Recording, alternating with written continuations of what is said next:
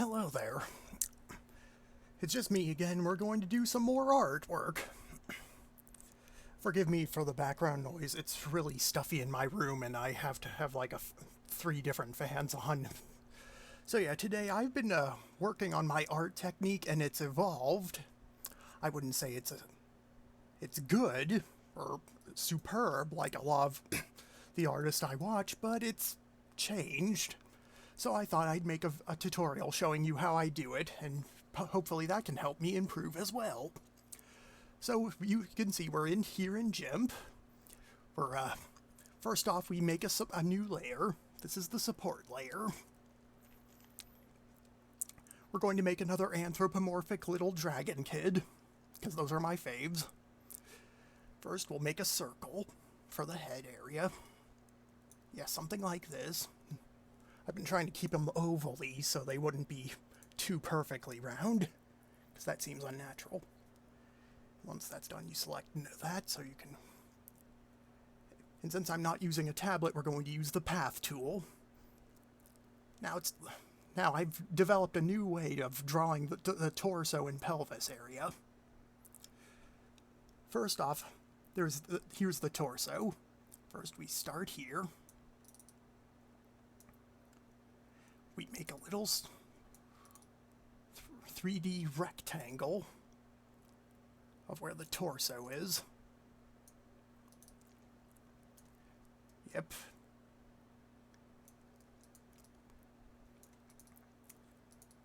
And there we go. You may notice this torso is really skinny. Well, you see, I'm also going to add the arms right here, and those arms are going to make it look wider. I normally made it like from here to here, but that always looked weird when I added the arms and looked unnaturally wide, so that's why I use these skinny ones for the skinnier characters. Okay, and since this GIMP is still having problem with the tangent thing, we'll use the remove tangent plugin tool. Set it to 2. And that should fix any of the gaps in the line stroking. Okay, we got the torso now. Now let's do the pelvis. Here's how I like to do it. Start with a little rectangle. Yep, nothing but rectangles in this one.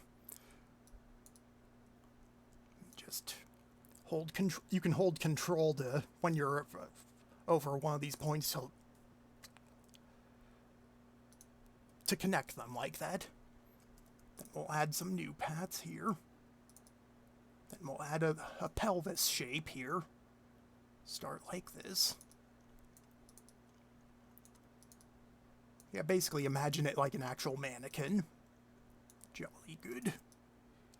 Now let's make it a bit three-dimensional. This one might be a little big. Let's make it a bit smaller. There we go.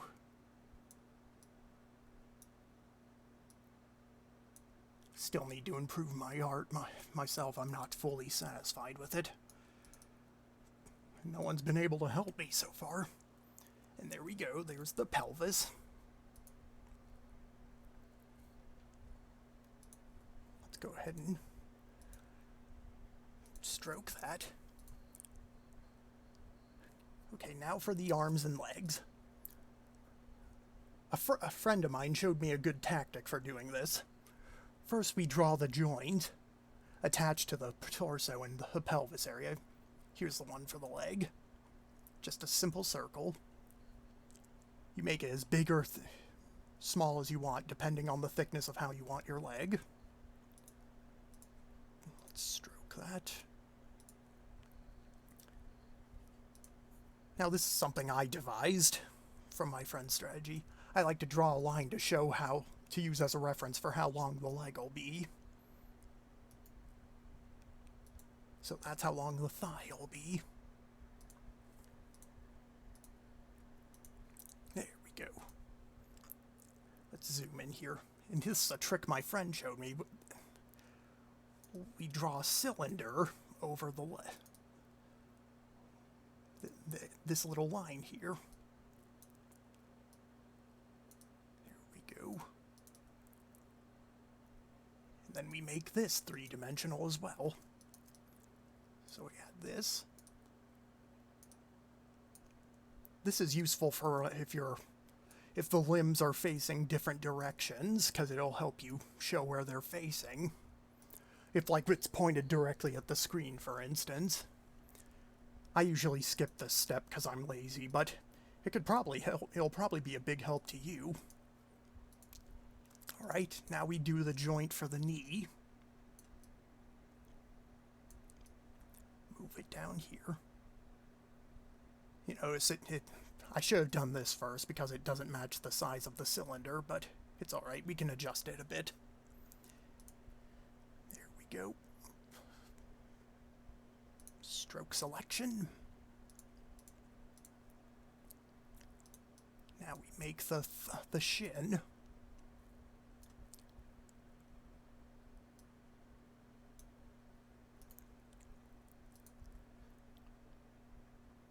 We just use the same tactics. We could draw another cylinder, but like I said, I tend to skip this a lot, so we're going to skip to the foot. For this, we just start with a little square where the shin connects to the foot. Then we use a triangle, three-dimensional triangle, to show where the foot is pointed towards, like this. And this will be the heel back here. Here we go.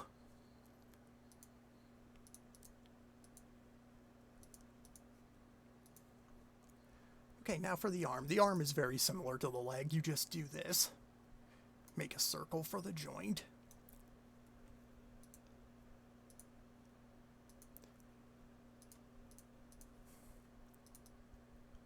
This will be the upper arm area. I don't know what that's called. Someone in the comments is probably going to correct me on that. Since I work with smaller characters, I usually try not to make the arms too big. Otherwise, it looks a bit unnatural. And then we'll copy the size of that, and this is where the elbow will be.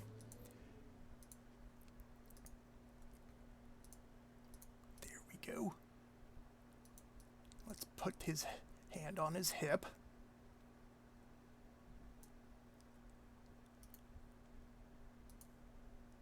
Don't worry, this will come together when I start the line art, hopefully. Now for the hand. This is another trick that friend taught me.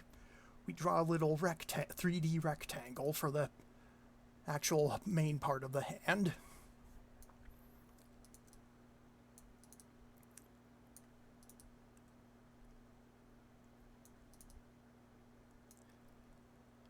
I normally draw a front part here, but due to this angle, we can't do that right now, so we're going to skip that. Let's stroke this. Then, since this involves a lot of curves and it's kind of annoying, and since this is just the support layer, I'm going to use the pencil for this part. Then we draw the rough shapes of the fingers. My friend did this. Showed me there are several ways to do this. First is to draw several ovals, each one representing a segment of the finger,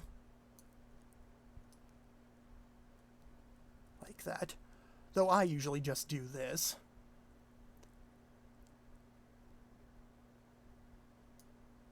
Just draw the curves. Again, if you have any suggestions on how to do this... Oh my, that got bad. On how to do this better, feel free to drop it in the comments below. And here's the thumb. These are good for when you're drawing the fingers. Serve as good references. Now here's another tactic I like to do. I like to make for this part, I make another new layer and call it support P. Because that's just what I called it when I first started doing this. Then we use a different color. And now we do the support for the arms and legs on the other side of the body so they won't overlap this one. There we go.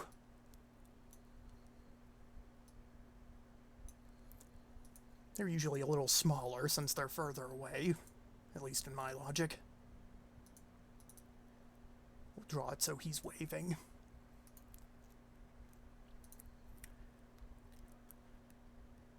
Come on. Sometimes the remove tangent thing takes a bit of time.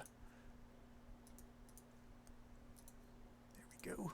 At the elbow joint.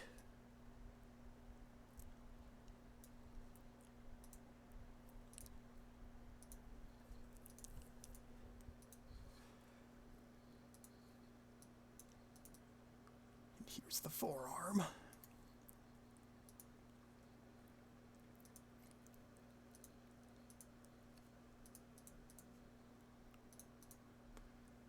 Now for the hand.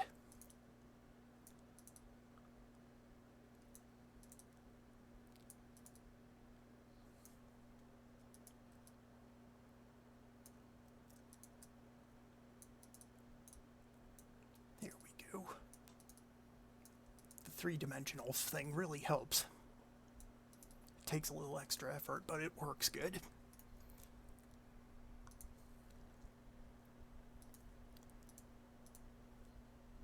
We draw the fingers on this.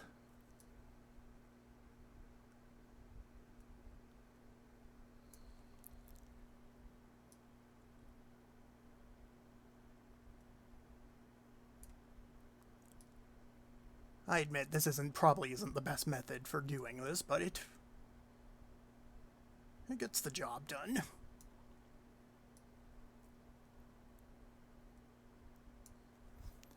Go. Now for the leg. Nothing much different to do with the leg on this side. Stroke selection.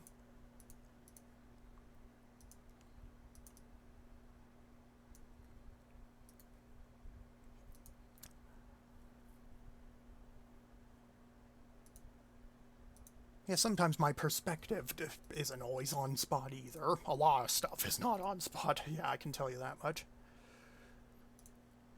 So sometimes I don't know how these are supposed to look when they're at a certain angle.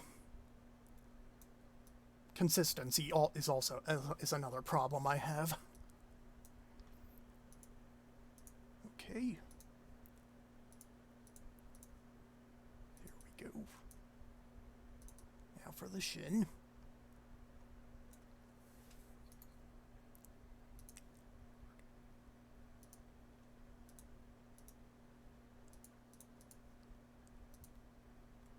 Now for the foot.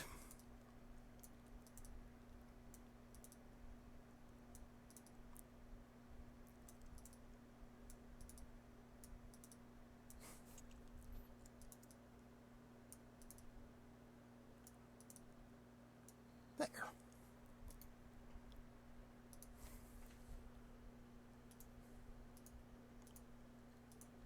That looks fairly decent, doesn't it?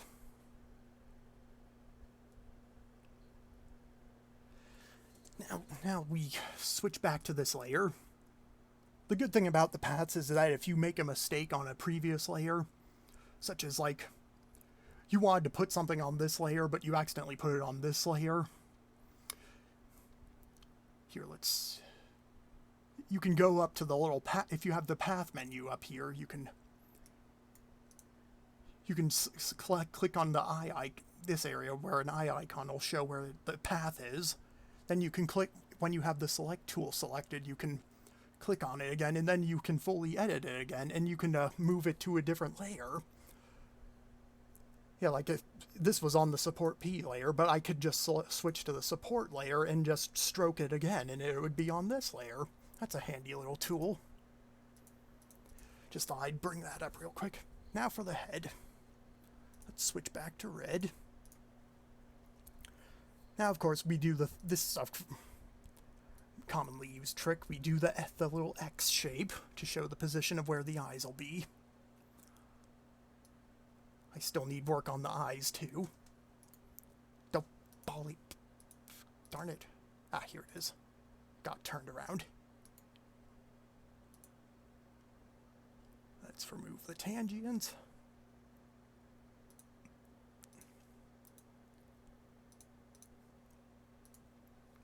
There we go. And now a lot of the, since I draw a lot of characters, we'll save it later. Since I draw a lot of characters that have like long mouths or muzzles or snouts, that can be difficult to draw sometimes. So I made up my own way to draw that, although there's probably significantly better ways. Here's how I draw it. It's just the same thing we do with like the arms and the legs and stuff. Just make a little box that's connected to the face. Then we make it three-dimensional.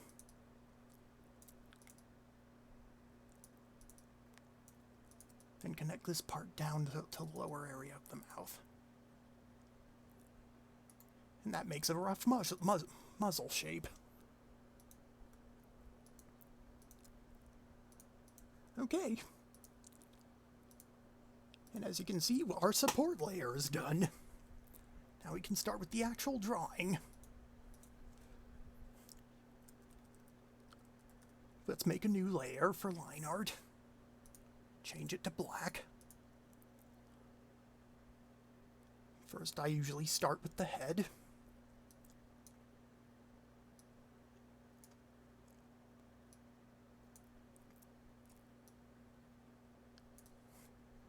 I've seen some people draw things differently when they're drawing like human characters. Like they only use the circle for the cranium area and then have the chin like area represented by like rectangles and stuff, but I'm not sure how well that would work for anthro characters. And here's the head. Now, I don't draw the neck on the support layer because it's supposed to be flexible. So we draw it like this for now. Depending on the position of the head, you can make it differently. Now let's make the torso. He's not a very well built little dragon, so we're just gonna make him kind of muscleless. He doesn't have apex, I mean. And here's the rear. Make the back curve in a bit there. And here's the little bump for the shoulder. And there's the torso. Let's stroke that in.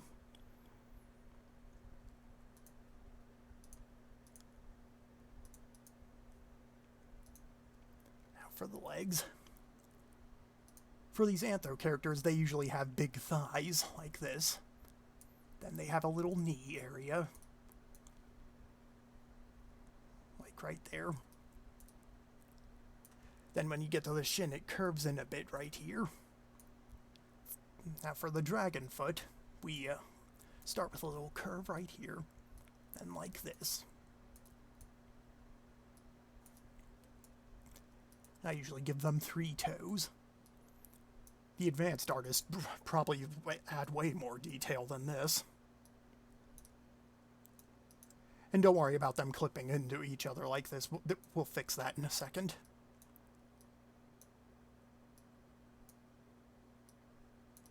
We add a little bump right here, like on a human foot. We curve inward right here, and then when we get to the heel area, we curve up like this. Now, there are 2 ways I do the back of the shin area. First way is like this. Though I've also seen people draw them like this, which is a bit simpler. Then we finish up the thigh.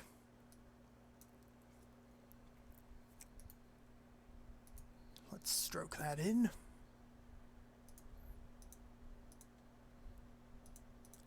There, that's looking good. I guess. It could be better. Significantly better. And then you can, if it does do this, you can just erase it with the teeny little eraser. And we erase this as well, since this line isn't visible. Now we do the other leg. Don't worry if you have to go into shape like this. You can always erase this part later. It's good for reference. There's the knee.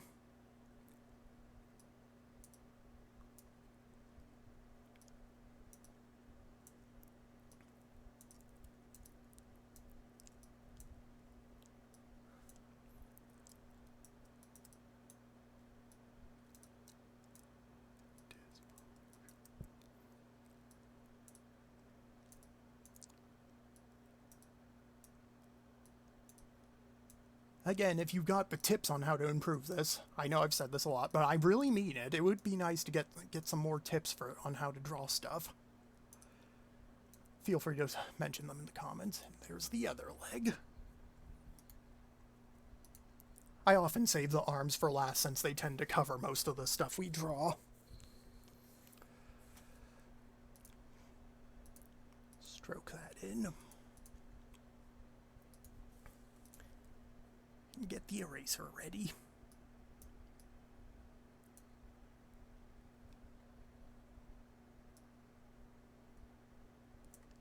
I have the anti-aliasing turned on for the stroke tool, which adds these little partially colored in things that add, like, they attempt to make the stroke smoother, but when your image is really small, or if you're zoomed in real close, it does look kind of crappy. And when you're filling it with color, these things don't get filled in all the time. Yeah, I tried drawing it without the anti-aliasing, but then it just looked too pixely, so I guess the anti-aliasing is meant to be used for much larger pictures, but then I wouldn't be able to upload them to FA or stuff because they have size limitations. Now for the tail. For this, I use the curved part of the path tool.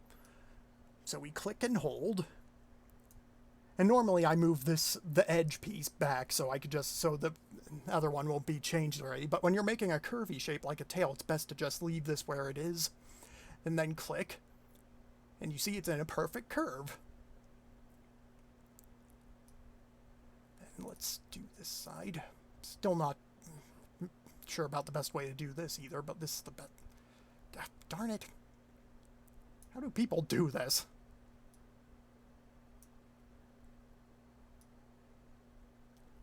And that's a little too in there, so we're going to move it down a bit. Kind of looks like a leopard gecko's tail. Damn it. Oh, sorry for the cussing. Very mild cussing.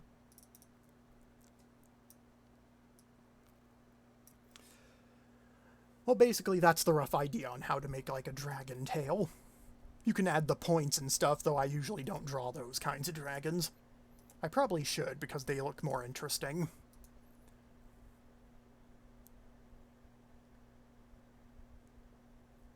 Now let's do the head.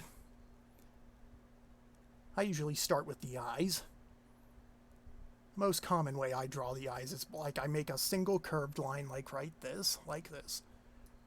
And then just use the path tool to fill it up, make it round.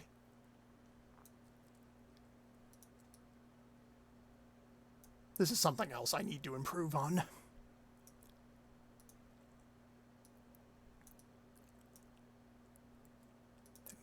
Oh, darn it. Yeah, I think you're supposed to make the eyes three-dimensional, so I think this extrudes from the head area and we can erase that line.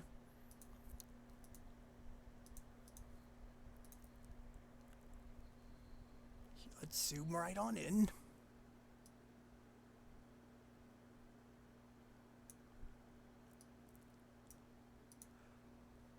I like to fill in these little corner areas because sometimes the color leaks through there when I'm trying to color. There are the eyes. Not the best. Now for the muzzle. I usually like to draw it like this. A little curve in. And a bump near the end. Unless the mouth is open, I usually just draw the muzzle in one piece. If the mouth is open, it's best to like make this part the upper half of the mouth and then draw the bottom half under it. At least that's how I do it.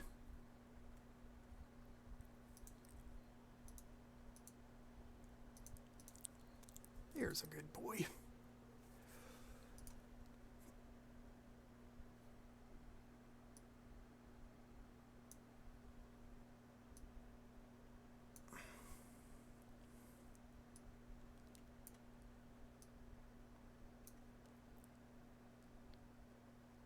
Okay, now another thing I've started doing is I've started adding cheekbones to make the faces a bit more detailed. So I do this, I just simply add a little curve here.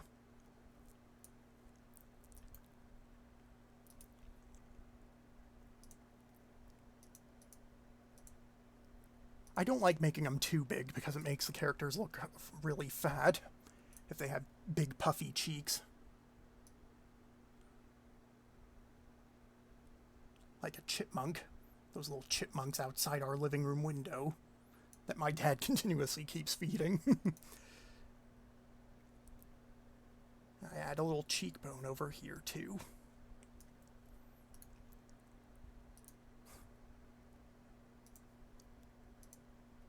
I normally draw my dragon characters in style of Spike from like MLP Friendship is Magic. But in this instance, we'll try to draw a more traditional-ish dragon. Well, as traditional as I get. So instead of little fins, we're going to give him some horns.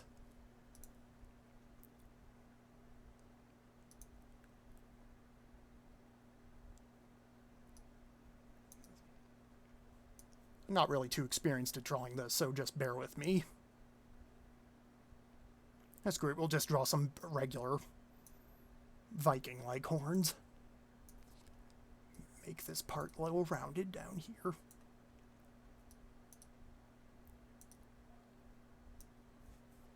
There we go.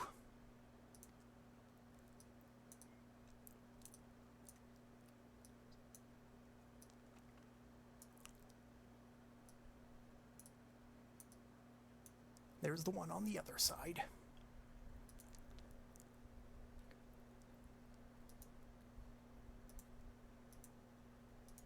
I could draw some wings, but I'm a little pressed for time because we're already dragging this out a lot, so I'm going to skip that for now.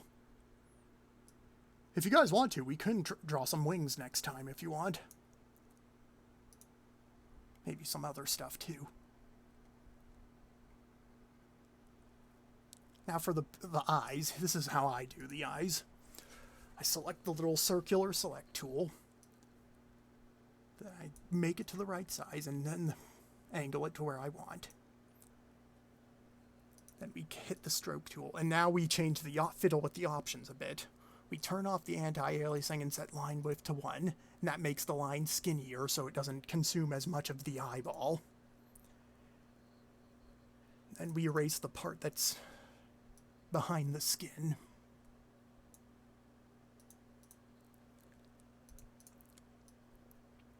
Now we draw this one for the pupil.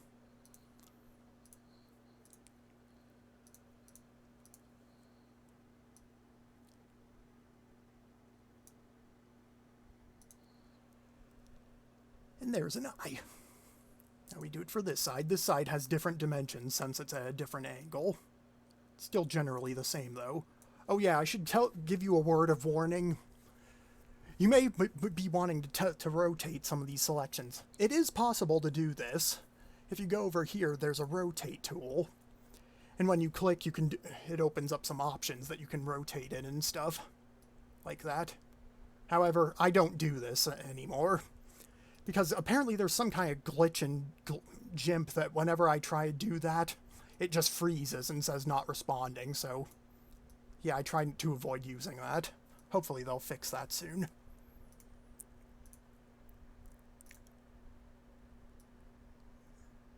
Now for the pupil. Select none.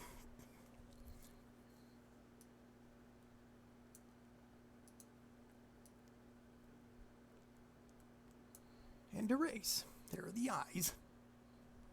The most expressive part of the body. For the little nostrils, I just make little bumps like this. This side usually doesn't need it. Come on, let's do the stroke. Whoops, forgot to switch the stroke options back to their normal settings. Now for the mouth.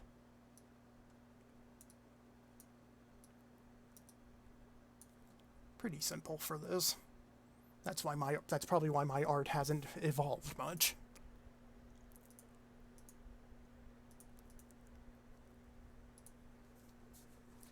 There. Now before we add the arms, let's add the belly. Because all these dragons have little colorful bellies. Just look at Spyro. Goes all the way down to his leg.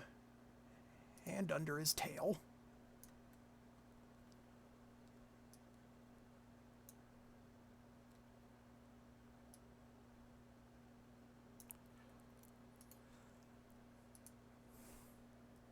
Oh yeah, it's also possible to continue editing the path after you click on the clean, after you remove the tangents too. So if you need to make some last minute changes, you can do that.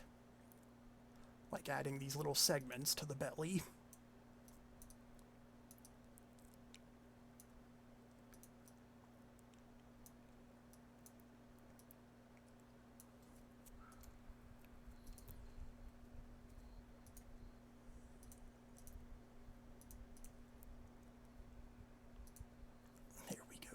Now for the arms. A friend told me that you should avoid perfectly straight-lined arms unless you're going for a certain cartoony style. So when drawing arms, I make them curvy like this, for like the muscles. I'm not sure if I should try more cartoony art. It does look more fun, but it feels unprofessional. Now for this arm, we have it end near that part of the hand. This around up there. There's the arm. We'll take a break from this path and just stroke it in before moving on to the hand. And we'll erase that part in a minute. Draw one little line here.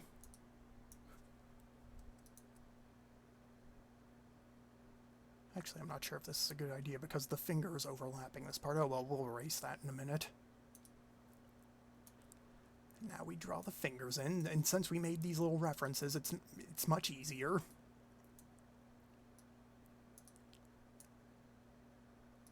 You can give them, like, claws and stuff, since they're dragons.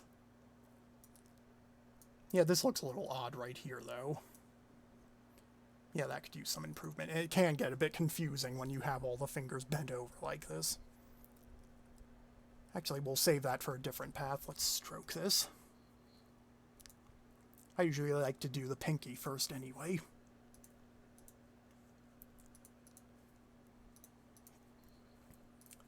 Here we go. Get some of these little particles out of the way, otherwise that disrupts the coloring. Here's the back part of the hand.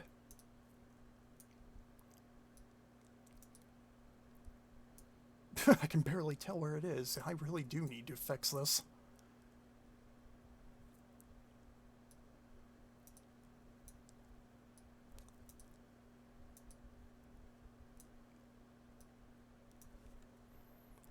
There's that. We can always just improvise a bit.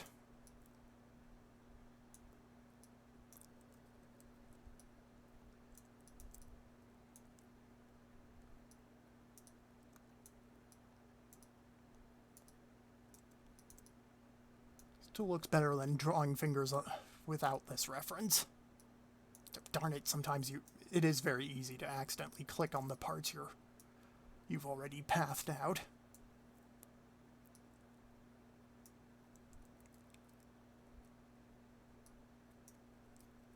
Actually, I think this goes up here a bit. Then this goes here. Because that's the long finger.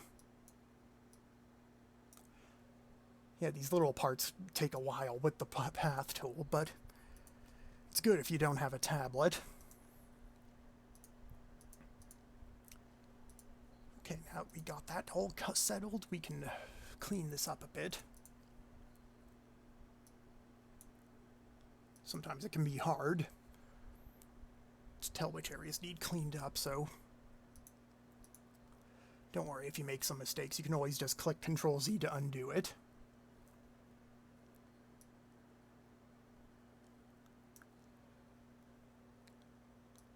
Oh yeah, we forgot the thumb. Let's erase some of the rear. The dragon rump roast. Yeah, sorry. Now add the thumb.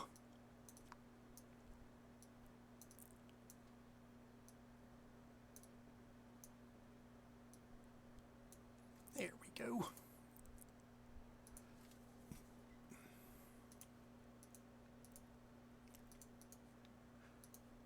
Okay, we move it, take it up here. Clean out this a bit. I always do this first before I forget.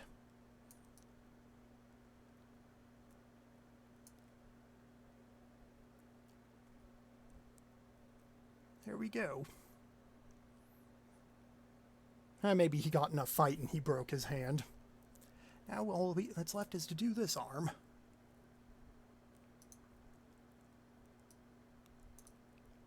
Yeah, see, doesn't he look a bit wider with these arms now?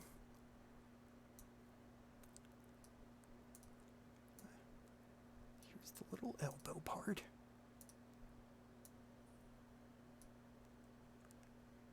Make this part down. I think this part overlaps that one.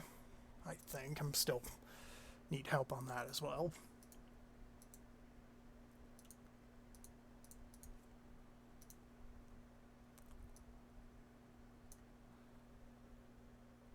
Might as well erase this while we're doing that. Now we just gotta finish up this hand. Let's start with the thumb.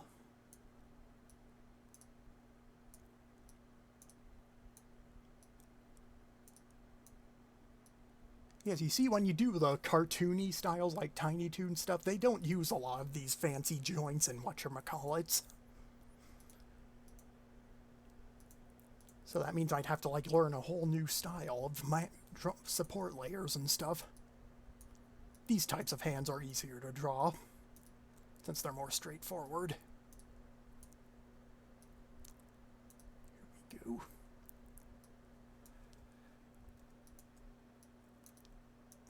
I consider this path tool critical to my digital drawings. There are other programs, but unless they have a tool just like this one, I'm probably not going to use them. Because those tablets are just way too weird for me. Even though I have the exact same model that the guy who made Romeo and Juliet Sealed with a Kiss used. He animated that entire movie by himself. Isn't that crazy? I don't care how good or bad the movie was. That was commendable. He took dedication. I respect that guy. Make the hand, add some shape to the hand. And there we go.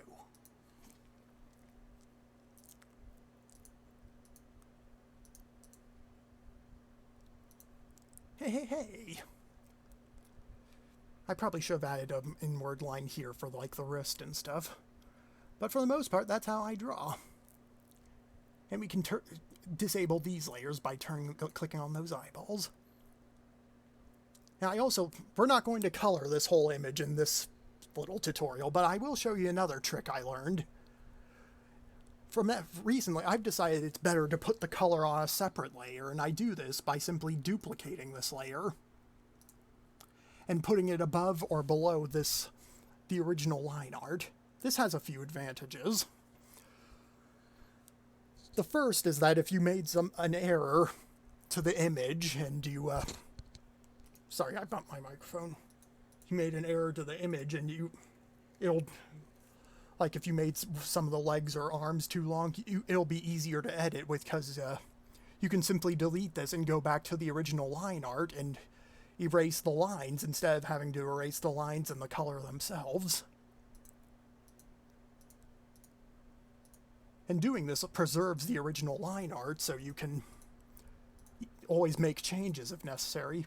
Or if you just want to make different colored character versions of this character, or make different costumes of the character, because like I said, the lines themselves are easier to edit than with the color added. So yeah, that's how I draw. Can this be improved? Well, tell me. Please let me know in the comments for any advice and stuff. Or if you're a beginner, hopefully this'll give you guys a hand.